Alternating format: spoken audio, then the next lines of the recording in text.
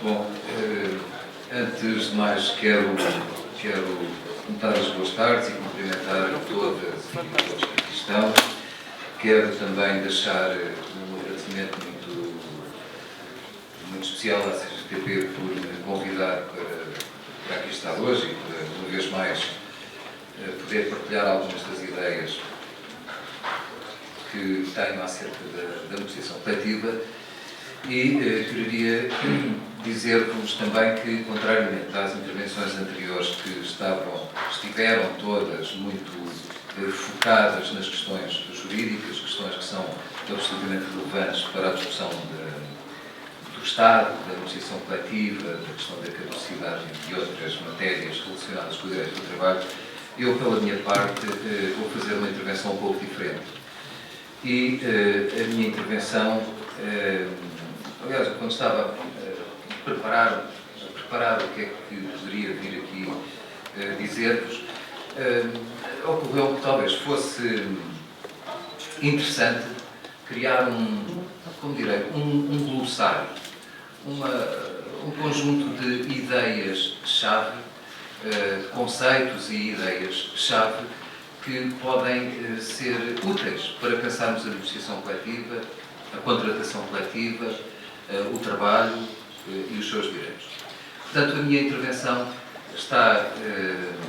parte de um pressuposto e de três ideias ou conceitos de caráter geral. Bom, o pressuposto diz-se de uma forma muito simples. Para mim, a contratação coletiva é um tema, é uma questão, é um instrumento que interfere na vida de milhares de mulheres e homens que trabalham e nas suas famílias. É também uma questão de direito, mas a negociação coletiva e a discussão acerca da negociação coletiva é uma questão pública. Ou seja, o tema da negociação coletiva tem tudo a ver com os trabalhadores, tem tudo a ver com a ação do movimento sindical, com o papel dos sindicatos, mas a negociação coletiva faz parte de um conjunto de instituições que conferem identidade às sociedades ocidentais, e não só, às sociedades contemporâneas e às sociedades democráticas. E, desse ponto de vista, a negociação coletiva, sendo mais uma das instituições que faz parte do núcleo duro, como o Parlamento, como a Presidência, como muitas outras instituições que nós consideramos muito importantes nas sociedades democráticas, também a negociação coletiva faz parte desse conjunto de instituições. Eu quero insistir muito nesta ideia, porque, compreensivelmente, muitas vezes os debates acerca da negociação coletiva têm, até pelo grau de empenhamento e por aquilo que está em causa, têm muito a ver, muitas vezes, seguem muitas vezes um caminho autorreferencial. Isto é, falamos da negociação coletiva, acerca da negociação coletiva, das respostas a dar à negociação coletiva, às respostas que o direito deve dar, e tudo isso é muito importante. Mas há que romper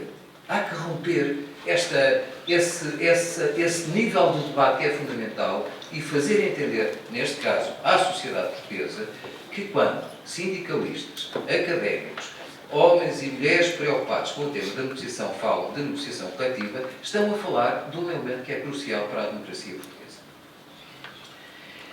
E este elemento é o tal pressuposto de que eu vos falava. Eu vou passar a mencionar então as tais 7 ideias, se quiserem, este glossário que eu imaginei que pudesse ser útil para enquadrarmos o tema da negociação coletiva. Bem, qual é a primeira palavra desse glossário? Bom, eu diria, eu vou abordar não só uma, são duas, que são instabilidade e exceção. Porquê? Bem, nós sabemos que depois da Segunda Guerra Mundial, as sociedades, sobretudo as sociedades ocidentais, desenvolveram-se orientadas sob uma combinação difícil, conflitual, mas que foi acontecendo. Essa combinação é aquela que teve o nome de capitalismo democrático. E, portanto, estruturalmente, do ponto de vista da regulação das sociedades contemporâneas, o capitalismo democrático, com todas as manifestações positivas e negativas que foi tendo, constituiu-se num referencial que orientava as sociedades, as reformas, enfim, não nos podemos esquecer que foi a seguir à Segunda Guerra Mundial que um forte movimento de constitucionalização nas sociedades europeias consagrou e fixou muitos dos direitos fundamentais do trabalho. Aquela nossa célebre ideia, isto é, aquele conceito da relação salarial fordista, a afirmação dos direitos coletivos do trabalho, vêm todos nessa linha, sempre sob a égide, quer queiramos, quer não, do capitalismo democrático. Pois bem, a exceção e a instabilidade tomaram conta do capitalismo democrático. Quero com isto dizer que a verdadeira crise que nós temos hoje é a crise da ultrapassagem para algo que não sabemos, eu pelo menos não sei o que é que será, não antevejo nada de positivo, como imaginarão, crise do capitalismo democrático. E uma das notas caracterizadoras da crise do capitalismo democrático é a financiarização do mundo e dos mercados. Portanto, se queremos um elemento estrutural para caracterizar o ambiente em que a negociação coletiva se desenvolve, temos talvez de levar em consideração este determinismo estrutural que passa pela grande crise do capitalismo democrático, onde as exigências do mercado, isto é que é o ponto que eu queria sublinhar, as exigências do mercado fazem sussurrar os princípios democráticos. E é esse o ponto da situação em que estamos hoje a viver, não só em Portugal, mas noutros países com os quais nos comparamos. A segunda ideia-chave é a ideia de governação. Eu não vou estender muito sobre este conceito. Muitos autores consideram que esta noção tem um pendor neoliberal, é facilitador da promoção do consenso com aquela... Vocês têm conceito, todos nós temos... Eu dou-vos exemplos práticos do que é que podem ser as formas de governação. Portanto, o conceito de responsabilidade social das empresas, a ideia dos stakeholders e dos shareholders, enfim, toda aquela lógica que valoriza o consenso e que faz esquecer o conflito. Eu, pelo menos o meu entendimento é este, eu não concebo a democracia sem conflito, não estou a falar de violência, estou a falar de conflito e de dinâmicas de contraposição e de disputa, e, portanto, esta ideia de governação, como eu vos digo, ao promover tanto o consenso, acaba por fazer esquecer que há diferenças abissais entre muitos de nós, entre grupos e entre pessoas. Ora, mas dentro deste conceito de governação do trabalho, hoje em dia habituámos a encontrar muitas coisas. Por exemplo, a ideia de diálogo social europeu, a ideia de concertação social, a ideia de participação direta ou indireta dos trabalhadores nas empresas, tudo conceitos que são interessantes, virtuosos, que cada um deles merece consideração do ponto de vista da importância que eles têm para a vida contemporânea, mas que no caso da negociação coletiva, que também é um dos elementos deste modelo de governação multinível do mundo do trabalho, eu queria dizer duas coisas. É que de tudo o que eu falei, tudo isto é importante, diálogo social europeu, conselhos de empresas europeus, formas de participação direta e indireta, tudo é importante, concertação social, sim, mas eu sobre isto, sobre a noção de governação, queria deixar-vos duas ideias-chave. Para mim, aquela forma de governação, ou se quiser, a forma de produzir e aplicar normas que interferem com a vida dos trabalhadores e das trabalhadoras, que é, como é que eu ia dizer, o Dr. Jorge Leite às vezes fala à estrela, a propósito de quem é a estrela desta constelação e tal, num outro contexto, a estrela é mesmo a negociação coletiva. E, portanto, sem prejuízo de eu considerar que a concertação social é importante, ou que o diálogo social europeu é importante, ou que todas as outras formas de participação dos trabalhadores na vida das empresas também sejam igualmente importantes, o que eu quero sublinhar é que a negociação coletiva é central. E, ao ser central, não pode ser prejudicada, posta em causa, por outros níveis de negociação, nomeadamente pela concertação social. Eu tenho todo o respeito pela concertação social enfim, sem nenhuma modéstia, desculpem falar com franqueza, tenho escrito muito sobre isso. Mas quero sublinhar que pode ser equívoco baralhar as discussões, quer científicas e académicas, quer aquelas que estão associadas às ações no terreno, misturar concertação social com negociação coletiva. É bom que esses espaços, naturalmente, estejam em diálogo, em articulação, pois, evidentemente, nós até tivemos declarações, tanto quanto eu me lembro na história da concertação social em Portugal, para que houvesse a possibilidade de fazer verter para a negociação coletiva matérias negociadas na concertação social. Portanto, muitos de vós certamente recordar-se-ão de todas essas discussões existidas em sede de concertação social, mas insisto muito nisto. A negociação coletiva tem características que a concertação social não tem e suspeito, não vou desenvolver o tema, que a legitimidade democrática da negociação coletiva é bem maior do que a da concertação social. Dito isto, ainda a este propósito, quero dizer outra coisa. É que,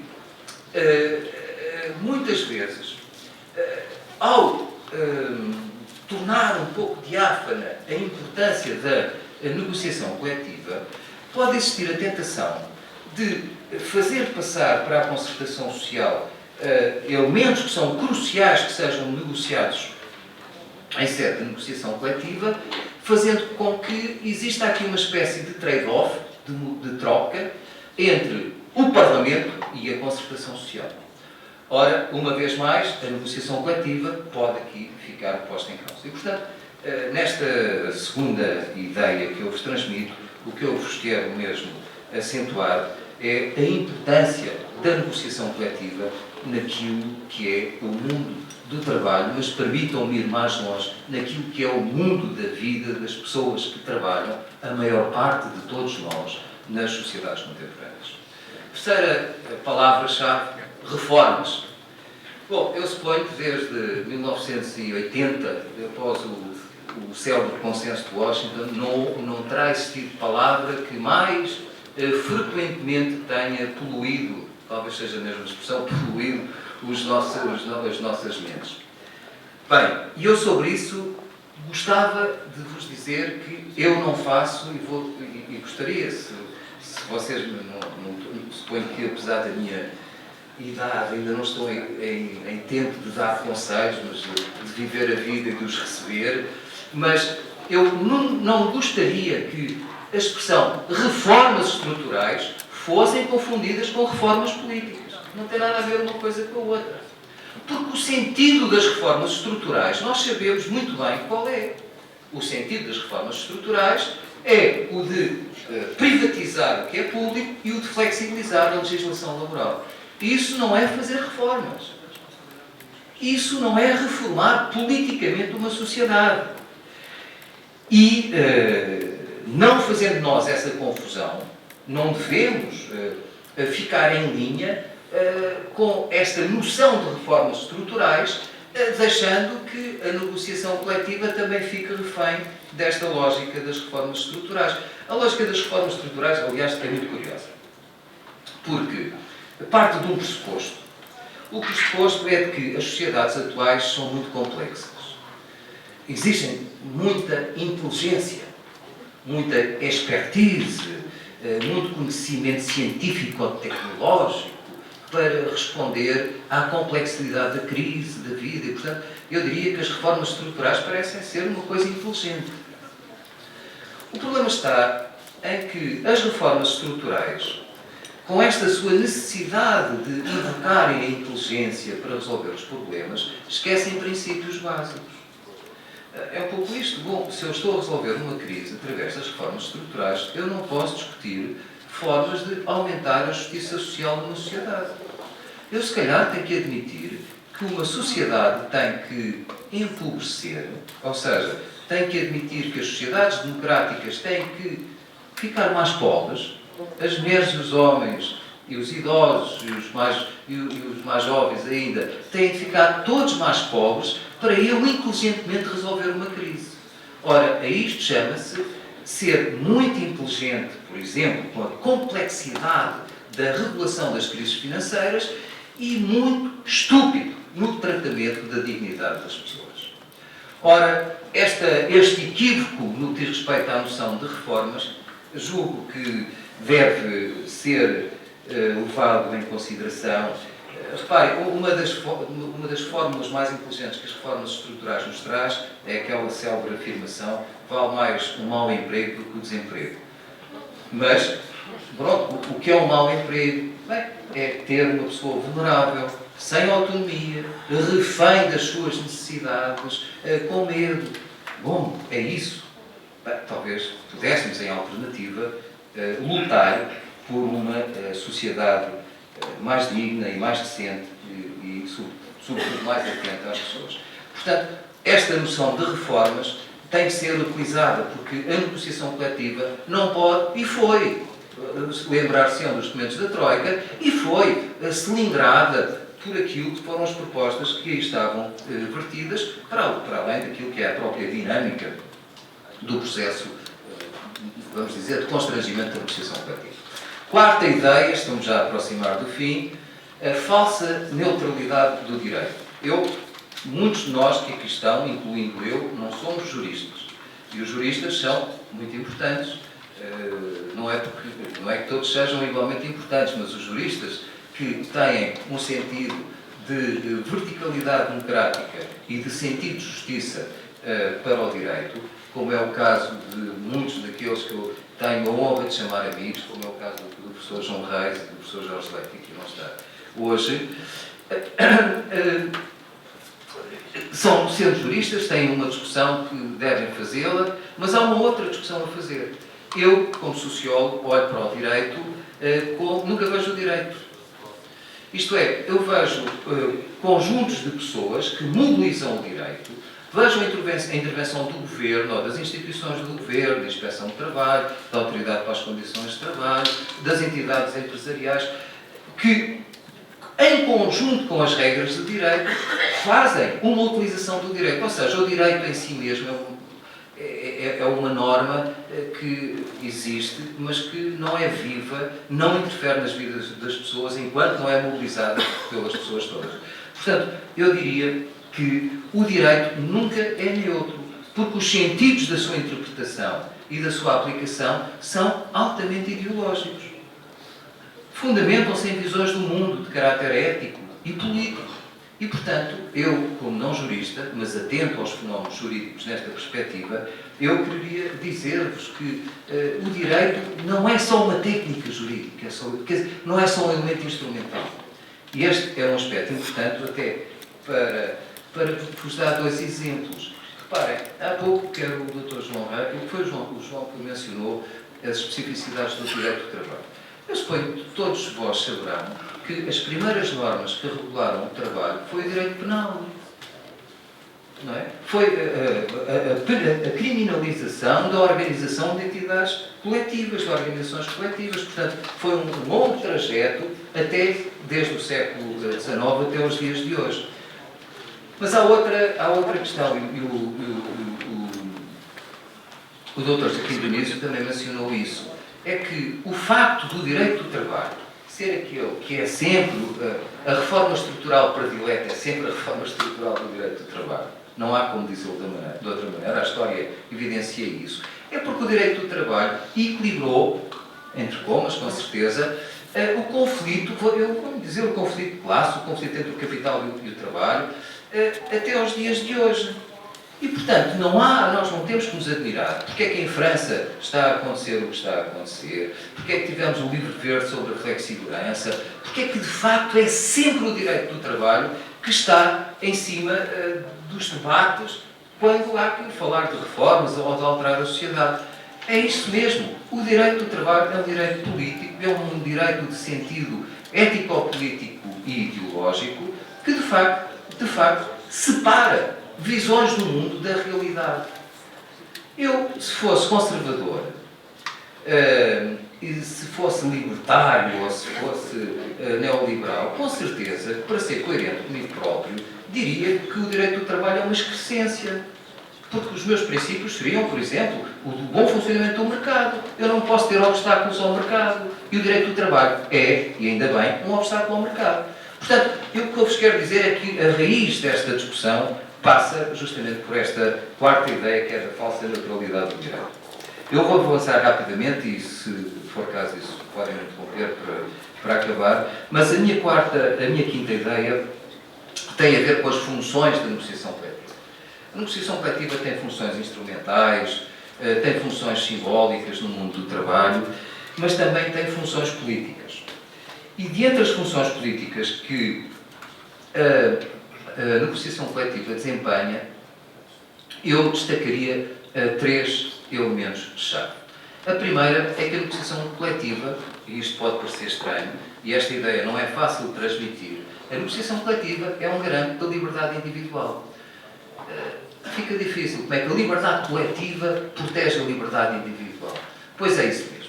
É que, de facto, só de um ponto de vista muito reificado, isto é, se nós imaginarmos que em abstrato somos todos livres, sem mais, é que podemos presumir que somos todos igualmente livres. Não somos todos igualmente livres. E o Dr. João Reis acentuou isso, e como não somos todos igualmente livres, há que haver princípios de diferenciação. A diferença é importante. E a diferença aqui resulta do facto da negociação coletiva, com a sua lógica coletiva, tornar-se um elemento que assegura a liberdade individual. É uma ideia a trabalhar e é uma ideia também importante que, por vezes, não é fácil de transmitir. Outro elemento que a negociação coletiva, ainda nas suas funções políticas, faz parte dessas funções, é a justiça social. A negociação coletiva é um elemento central de justiça, de promoção, de produção e aplicação da justiça social na modernidade, nas sociedades atuais. E essa função de justiça social foi assegurada durante muito tempo à luz dos processos de redistribuição. Nós tivemos os impostos progressivos, tivemos os mecanismos de proteção social e tivemos a negociação coletiva. Foi assim que se conseguiu equilibrar a redistribuição da riqueza nas sociedades contemporâneas. Ora, eu acrescento a esta função de redistribuição da negociação coletiva a função de reconhecimento. E o que é que eu quero dizer com isto? É que a negociação coletiva não serve só para fixar condições de trabalho. A negociação coletiva não serve só para facilitar a introdução de novas tecnologias. A negociação coletiva não é só uma discussão acerca de valores e montantes salariais. A negociação coletiva é também, pelas suas características, uma forma de produzir respeito, reconhecimento, autoestima a quem trabalha. Eu dou-vos um exemplo conhecido que está no conteúdo de muitas das cláusulas que têm sido discutidas, ou quando eram mais discutidas, a questão da discriminação entre mulheres e homens. Portanto, é através desta negociação coletiva, que também é qualitativa, que há que fazer um caminho, dizendo que a negociação coletiva tem as características ligadas aos processos de redistribuição social, redistribuição dos bens, se quisermos, dos bens primários, o dinheiro, os salários, todos esses elementos, mas é também um elemento crucial para a promoção da dignidade de quem trabalha. E julgo que muitas vezes esta dimensão fica um pouco abafada perante os elementos da crise que se impõem de uma forma tão veemente. Finalmente, uma terceira e última característica das funções políticas da negociação coletiva. Eu talvez a resumo assim: fazer negociação coletiva é defender a democracia. A negociação coletiva é uma forma de democracia participativa. A negociação coletiva exerce a expressão, é tão valorosa para a promoção da aproximação dos cidadãos à vida política, quando são os orçamentos participativos ou muitas outras inovações políticas que nos aparecem nos dias de hoje. Pois bem, a negociação coletiva é também uma forma de aprofundar as sociedades democráticas e é uma forma real e muito objetiva de conferir qualidade à democracia. Eu não sei se vocês têm presente que muitos dos indicadores que os cientistas políticos e os sociólogos os cientistas sociais em geral utilizam sobre a qualidade da democracia, também medem aquilo que é a democracia laboral. E isso é um importante elemento, porque a qualidade da democracia laboral é um elemento imprescindível da qualidade da democracia em geral. Claro que a conclusão é que nós rapidamente chegamos é que, infelizmente, talvez a qualidade da negociação coletiva seja sintomática da nossa qualidade, da qualidade da nossa democracia. Enfim, é uma outra discussão, mas estes são os três elementos que eu quereria deixar muito bem referenciados. Um sexto elemento que eu vou passar muito rapidamente, porque o tempo deve estar esgotado, eu quero-vos dizer o seguinte, e enfim, já não é a primeira vez que aqui estou, suponho que até algumas pessoas que já aqui, suponho que tive aqui há um ano ou dois, não sei, também uma intervenção sobre negociação coletiva, que não é igual a esta, quero-vos dizer, mas queria realçar aquilo que tem sido um programa de investigação e de discussão que eu desde 2012 tenho vindo a fazer para caracterizar a sociedade da austeridade e a sociedade da exceção. E para vos dizer que, de facto, não podemos deixar de levar em consideração que as sociedades estão a mudar. Quando falamos em austeridade, há um elemento económico, há uma discussão política, mas há muito mais do que isso. É que a austeridade está-se a tornar, como dizem alguns sociólogos, um ethos, quer dizer, é uma forma de vida. Já nos pensamos assim. Já nos pensamos em estado de necessidade. E é nesta forma, neste estado de necessidade de autocontrole, de constrangimento, que nós perdemos qualidade de cidadania e começamos a orientar a nossa vida por alguns elementos. O medo, o ressentimento, o sacrifício, passam a fazer parte da nossa forma de estar no cotidiano e, sobretudo, da nossa forma de estar no espaço público. Fico ao convite para que vocês possam também pensar nesta discussão, sobretudo, e dou-vos dois exemplos, como eu gosto sempre de dar, dizendo-vos que é à luz deste estado de necessidade que se vai tornando num modo de vida, que nós paulatinamente aceitamos que o princípio do não retrocesso em matéria de direitos sociais seja revogado, ou então que os direitos fundamentais do trabalho também sejam postos em causa aqui e na Europa e que fiquemos todos muito envergonhados, entre aspas, quando falamos da defesa dos direitos adquiridos. Portanto, atenção, há de facto uma mudança que está a acontecer, ela é verificável, é a minha tese do ponto de vista sociológico, tem profundas implicações, mas talvez das mais graves seja justamente a disponibilidade para aceitar aquilo que não é aceitável. Finalmente, a sétima e última palavra ou ideia-chave. E ela não é bem uma palavra, é uma frase. E a frase é: porque é que a negociação coletiva se tornou um problema em Portugal?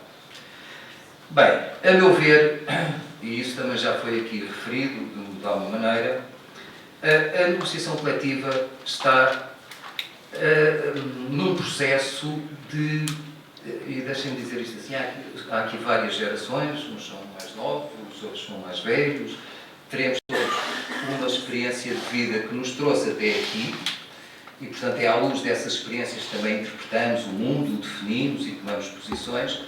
A meu ver, a negociação coletiva tornou-se um problema porque está a ocorrer um ajuste de contas histórico com o 25 de Abril em Portugal.